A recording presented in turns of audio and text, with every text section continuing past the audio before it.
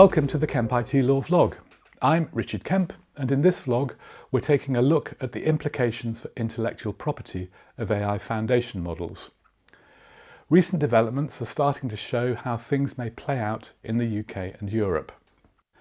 Foundation models depend on vast amounts of raw data, the algorithms to harness and train them, and very powerful computing capabilities. The raw data is typically taken from the internet. ChatGPT-3 was sourced from snapshots of the whole internet by Common Crawl, a web crawler. The raw data is cleaned up and trained using self-supervision. This removes the need for the underlying data to be labelled and enables the system to learn by itself, massively speeding things up.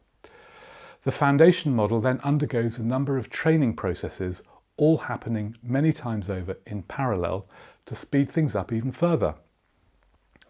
From early cases and regulatory intervention, particularly in the US, you can start to see how IP protection of foundation models will play out in the UK. Here are our top 10 tips. 1. Terms of service need careful review.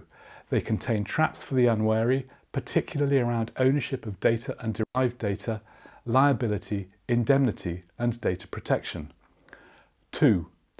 Web crawling and screen scraping are key elements of raw data collection.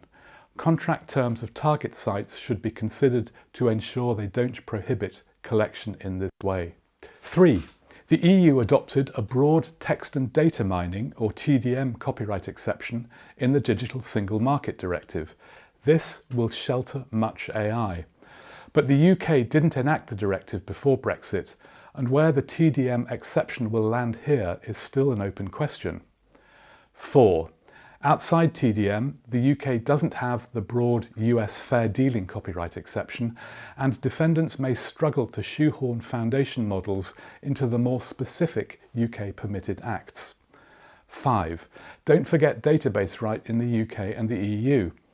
A plaintiff may be able to claim unlawful extraction and reutilisation by a foundation model creator. 6. The European Parliament wants to amend the Draft AI Act to require generative foundation model operators to publish summaries of the copyright material they use for training. How that proposal progresses needs to be watched. 7. Watch the IP position on input queries and output responses that the system generates. 8. Don't forget to consider IP works generated by AI, where the UK position looks to be more liberal than in the US. 9. Don't overlook other IP like trade secrets, trademarks and rights to inventions. 10. Finally, IP is just one of a number of legal areas impacted by AI. In particular, don't forget data protection. As ever, the law struggles to keep up with the tech, but with AI foundation models, the pace of tech change is faster and the range of legal issues impacted broader than anything we've seen before. This is an abridged version of our blog on AI and IP, and if you'd like to find out more, check out our website at kempitlaw.com.